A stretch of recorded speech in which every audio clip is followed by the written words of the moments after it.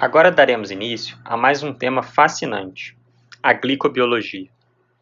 E para contextualizar a importância de se estudar a glicobiologia, ou seja, a biologia de açúcares, temos que falar um pouco sobre a grande euforia que surgiu no começo do milênio com o conhecimento das sequências de uma série de organismos, por meio do Projeto Genoma. Mas esperem, o que os genes têm a ver com a biologia do açúcar? Pois bem, vamos aos fatos. Nos primórdios do Projeto Genoma, um dos primeiros organismos eucarióticos a ter seu genoma sequenciado foram as leveduras, que mostraram uma grande surpresa. Apenas cerca de 6.000 genes, o que não é um número tão grande assim. Algumas estimativas anteriores previam que para um organismo eucarioto desempenhar funções tão diversas e interessantes, haveria necessidade de centenas de milhares de genes, algo em torno de 100.000. De fato, para um organismo unicelular como as leveduras, 6.000 genes não parece tão pouco assim. Os pesquisadores tinham a ideia de que, com maior a quantidade de células de um organismo, maior seria a quantidade de genes. Foi então que novos organismos modelo tiveram seu genoma sequenciado, como, por exemplo, o nematóide C. elegans, que apresentou 15.000 genes, e a Drosophila, também conhecida como moscas de frutas, que apresentou 20.000 genes. E vejam que interessante. À medida que a complexidade do organismo aumentava, não parecia que a quantidade de genes crescia proporcionalmente. Mas os cientistas estavam apreensivos e muito entusiasmados de que o genoma de nós, humanos, teria uma quantidade muito, mas muito maior do que desses outros organismos modelo menos complexos. Para surpresa de todos, por volta da virada do milênio, quando o sequenciamento do genoma humano foi finalizado, o número de genes capazes de produzir proteínas foi de apenas 25.000, algo não muito superior do que os 15.000 ou 20.000 genes dos outros organismos.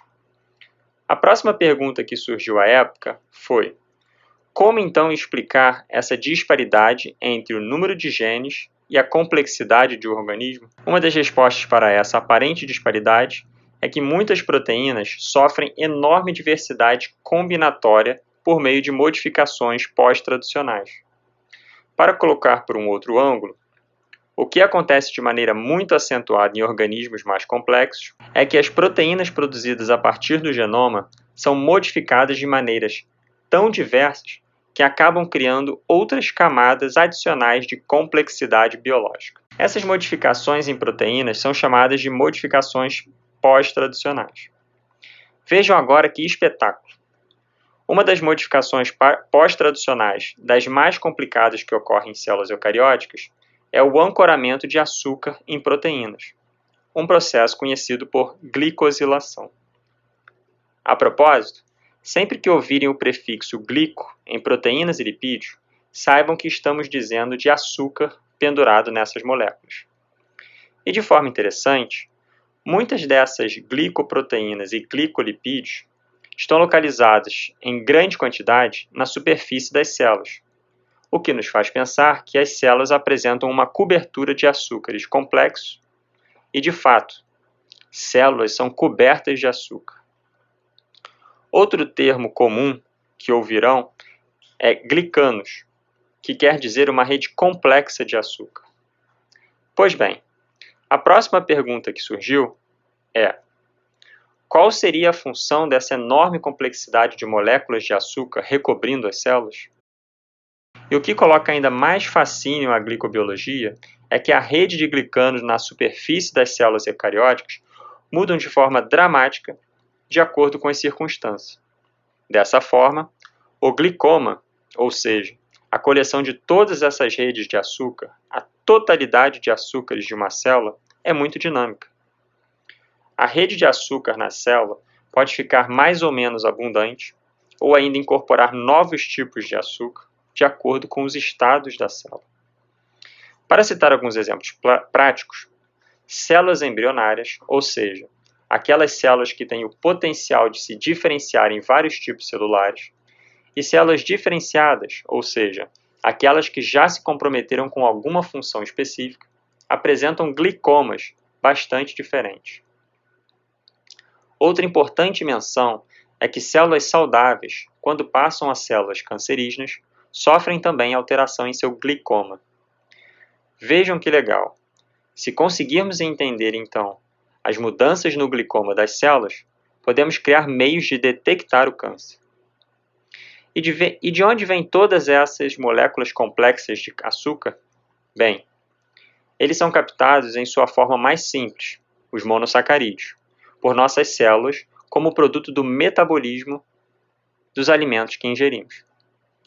No interior das células existem dois compartimentos, o aparelho de Golgi e o retículo endoplasmático, que são fábricas de montagem desses glicanos mais complexos. A partir de agora, para entendermos melhor sobre a glicobiologia, iremos dar início às bases conceituais das moléculas de açúcar, entendendo suas classificações, fórmulas químicas e arranjos. De um ponto de vista histórico, vale destacar a atuação de um importante pesquisador da área de glicobiologia, Louis Leiloir. Bem, nesses compartimentos existem enzimas específicas que trabalham no sentido de catalisar a incorporação de glicanos nas moléculas proteicas, as glicosiltransferases. O mecanismo pelo qual ocorre esse processo de síntese de glicanos complexos, ancorados em proteínas, é amplamente atribuído às descobertas de Leiloir. Na época, Leiloir descobriu que o glicogênio, um polímero de armazenagem de moléculas de glicose em vertebrados, era produzido a partir de um precursor bastante diferente. Esse precursor tinha uma molécula de glicose ancorada a um nucleotídeo difosfato de uridina, também chamado de UDP-glicose. É interessante observar a junção de unidades básicas de diferentes biomoléculas, aqui os nucleotídeos referentes ao DNA e a glicose referente aos carboidratos. A importância dessa descoberta foi a de que esse mecanismo era amplamente utilizado no processo de síntese de uma série de glicanos. De fato, Leiloir foi reconhecido por um prêmio Nobel por suas descobertas. As glicosiltransferases utilizam o UDP-glicose como substrato para montar moléculas de glicogênio, liberando o difosfato de uridina, ou UDP. Diversas outras moléculas parecidas foram descobertas sendo substrato de várias outras glicosiltransferases, como as representadas nesse slide. De fato, essa foi uma das grandes descobertas da glicobiologia. No próximo slide, lhes apresento os blocos de montagem das moléculas de açúcar, ou carboidratos. Estes são as unidades monoméricas que chamamos de monossacarídeos. Temos 9 delas. Lembrando que essas unidades correspondem apenas às presentes em vertebrados. Plantas e outros organismos invertebrados terão unidades básicas e monossacarídeos distintos.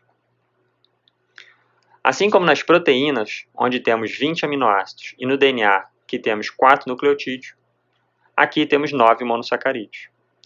O mais conhecido de todos é a glicose. E todos os outros, vocês podem ver, são parentes da glicose. De fato, podemos produzir todas essas outras unidades básicas em nosso organismo a partir da presença de glicose. Existe uma terminologia para classificar moléculas de açúcar. Por exemplo, monossacarídeos podem ser aldoses ou cetoses, ou seja, as aldoses são a combinação de um poliol com um aldeído, enquanto as cetoses são polióis em combinação com cetonas. Se lembrarmos das aulas do ensino médio, o caráter de poliol, ou poliálcool, é devido aos inúmeros grupamentos de hidroxila ancorados nas moléculas de açúcar. E o aldeído é a estrutura que contém carbono, ligação simples oxigênio, ligação simples carbono. Uma típica aldose é a glicose. No caso das cetoses, um bom exemplo é a frutose. Nesse caso, temos o grupamento cetona, que é formado por carbono, dupla ligação oxigênio. Quando duas moléculas de monossacarídeos se associam, temos a formação de disacarídeos. São dímeros de monossacarídeos. Os principais representantes são a lactose, formado por uma glicose e uma galactose, a sacarose, formado por uma glicose e uma frutose, e a maltose, formado por duas moléculas de glicose. Já os oligosacarídeos são formados por unidades maiores de até 20 monossacarídeos unidos, por ligações glicosídicas. Um bom exemplo, que falaremos mais depois, são as ciclodestrinas. Apesar de não existir um limite entre oligosacarídeos e polissacarídeos em número de moléculas monoméricas, e essa classificação ser intercambiável, acredita-se que acima de 20 monômeros interligados, possamos chamá-los de polissacarídeos. Eles podem ser homo ou hétero, ou seja, serem formados pelos mesmos ou diversos tipos distintos de monossacarídeos, e ainda serem ramificados ou não. Importantes exemplos são a celulose, o amido e o glicogênio. A celulose, por sua vez, cabe destacar, está presente na parede celular das plantas e é a estrutura orgânica mais abundante na Terra. Dentro dos monossacarídeos, podemos classificá-los não apenas quanto ao grupo carbonila, ou seja, aldeídos e cetonas, mas também quanto ao número de átomos de carbono presente, que podem variar entre 3 e 9, conforme mostrado na tabela. As pentoses e as hexoses são bastante conhecidas, sendo um importante representante das pentoses a molécula de ribose, que constitui a unidade básica do DNA, os nucleotídeos. Já a glicose, como vocês podem ver, é uma hexose. Nessa coleção de estruturas, podemos observar outros exemplos de moléculas de aldoses e cetoses, com 3, 4, 5 e 6 carbonos. Pois bem, vamos a algumas informações interessantes sobre a química dessas moléculas. Em vermelho, podemos observar todos os diferentes carbonos quirais dessas moléculas, ou seja, carbonos que se ligam a 4 grupos atômicos diferentes. Temos ainda algumas moléculas como a glicose e a mannose, que são classificadas como epímeros no segundo carbono, ou seja, são moléculas que diferem em apenas um carbono quiral. Neste exemplo, o carbono 2, sublinhado em verde. Outro exemplo de epímero é a glicose e a galactose, porém agora no carbono 4, sublinhado em azul. A complexidade da terminologia para classificar a natureza da ligação de monossacarídeos é muito maior comparada a outros biopolímeros, como as proteínas ou o DNA. A principal explicação para essa complexidade é que, no caso das proteínas e do DNA, as ligações são lineares, como é o caso das ligações peptídicas entre dois aminoácidos, ou as ligações fosfodiéster no caso de nucleotídeos. Elas são sempre as mesmas. Já a ligação de dois monossacarídeos não é linear, elas podem se ramificar. Além do que, existem muitos grupos hidroxilas que representam potenciais sítios de ligação de outros monossacarídeos. Dessa forma, temos que nos preocupar na terminologia da posição da ligação, ou a regioquímica, e na orientação da ligação, ou a estereoquímica. Por exemplo, nesse trissacarídeo, que é bastante simples, são apenas 3 unidades de monossacarídeos e, como eu disse, existem glicanos muito mais complexos que esse na natureza. Aqui já temos um nome bastante complexo. A região química que a galactose está ligada ao N-acetilglucosamina é o carbono 1 e 4, representado em azul. Já a orientação dessa ligação é a do tipo que chamamos de beta, em vermelho. Já a fucose está ligada à hidroxila, localizada no carbono 3 da N-acetilglucosamina, em uma orientação que chamamos de alfa. Se formos dar o nome completo a esse trissacarídeo simples, temos gal-beta 1,4, entre colchetes, fuc alfa 1,3, glic NaCB1, beta 1, o que é bastante complicado. Temos alguns outros nomes nessa molécula que são mais simples, especialmente quando falamos das terminações. No DNA, estamos acostumados em falar nas extremidades, 5' e 3', e nas proteínas, região N-terminal e C-terminal.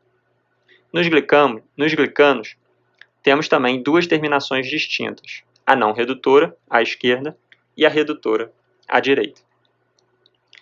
Além da nomenclatura de glicanos ser mais complicada, as ligações glicosídicas também são das mais diversas.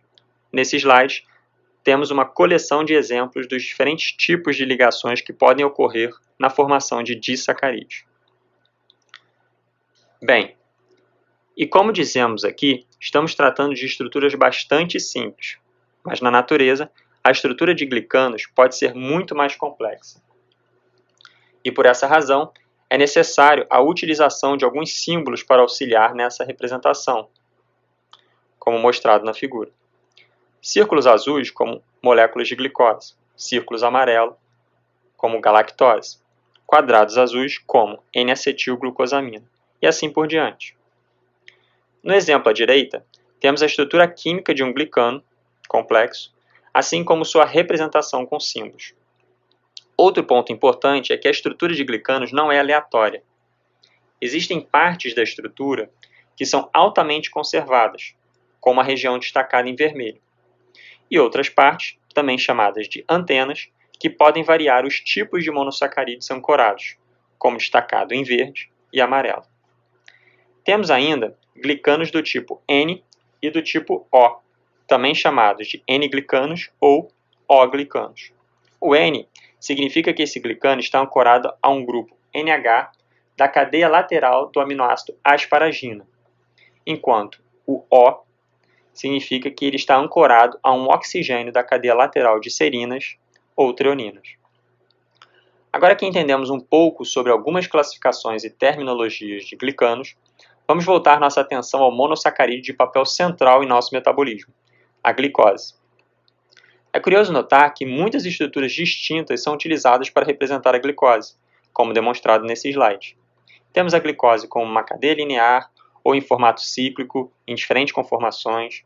A pergunta que surge é: qual dessas estruturas é a certa?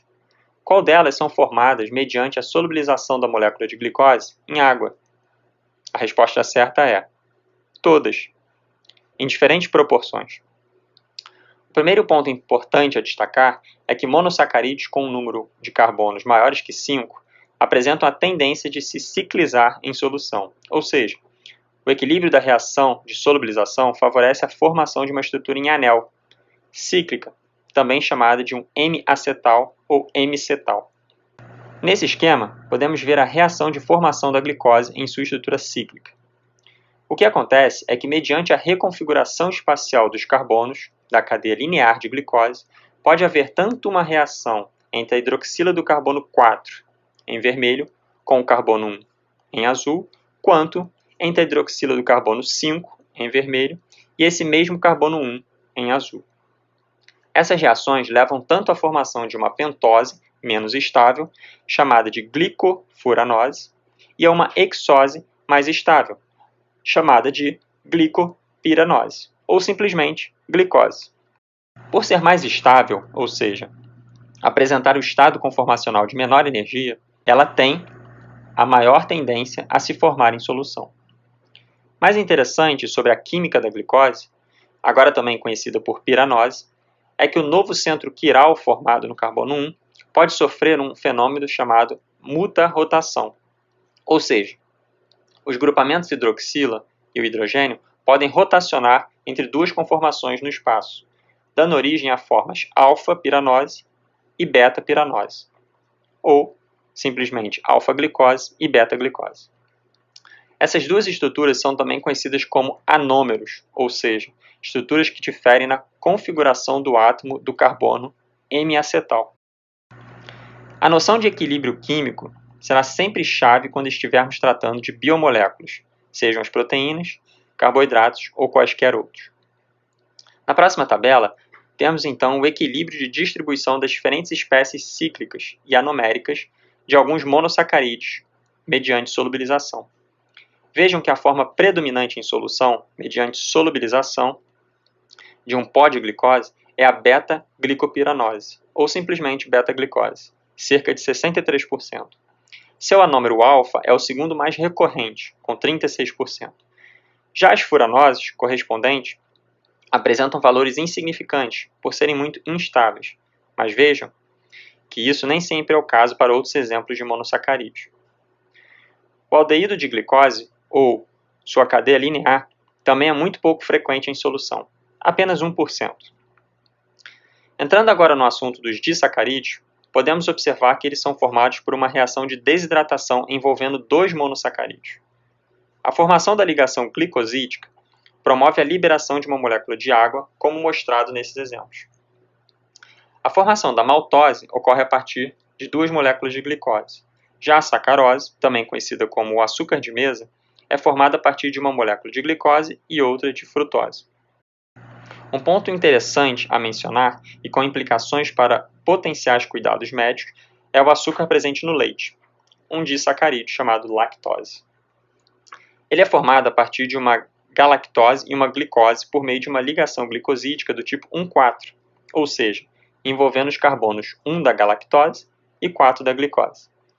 Diferente do bebê com o leite materno, muitos adultos passam a produzir de forma ineficaz a enzima responsável pela quebra da lactose do leite, uma beta-galactosidase, também conhecida por lactase. Essa quebra ineficiente da lactose pela enzima humana faz com que bactérias residentes no trato intestinal executem essa reação e, posteriormente, fermentem os monossacarídeos, dando origem ao lactato. O acúmulo dessa molécula leva a uma série de complicações que caracterizam a síndrome da intolerância à lactose, cujos principais sintomas estão descritos em vermelho nesse slide. Uma forma simples de reverter o processo é a ingestão, junto da alimentação contendo derivados de leite, da forma comercializada da enzima lactase. Muito bem, dando continuidade às cadeias crescentes de monossacarídeos, os próximos representantes são os oligosacarídeos. Alguns exemplos de interesse farmacêutico são as ciclodextrinas, que podem ser do tipo alfa, beta e gama, de acordo com o número de unidades de glicosil, como mostrado na tabela e nas ilustrações. Uma característica peculiar desse arranjo molecular é que, em sua forma tridimensional, elas adotam uma estrutura parecida com a de um cone, como mostrado à direita. Do ponto de vista de aplicações farmacêuticas, essas moléculas apresentam grande importância. Sua estrutura de cone tridimensional permite que elas carreguem outras moléculas em seu interior. Dessa forma, a consequência direta seria seu uso para a formação de complexos de carreação. Essa estratégia pode favorecer o aumento de estabilidade, solubilidade e a biodisponibilidade de determinadas moléculas mais complexas e, digamos assim, temperamentais para se transportar pelo corpo. A incorporação de moléculas de interesse terapêutico em ciclodextrinas pode favorecer um transporte seguro e uma liberação controlada de fármacos, como um sistema eficiente de transporte de mercadorias. Na indústria alimentícia, elas podem também ser usadas para auxiliar na incorporação de moléculas que fornecem aroma ou cor, e ainda no carreamento de subprodutos indesejados.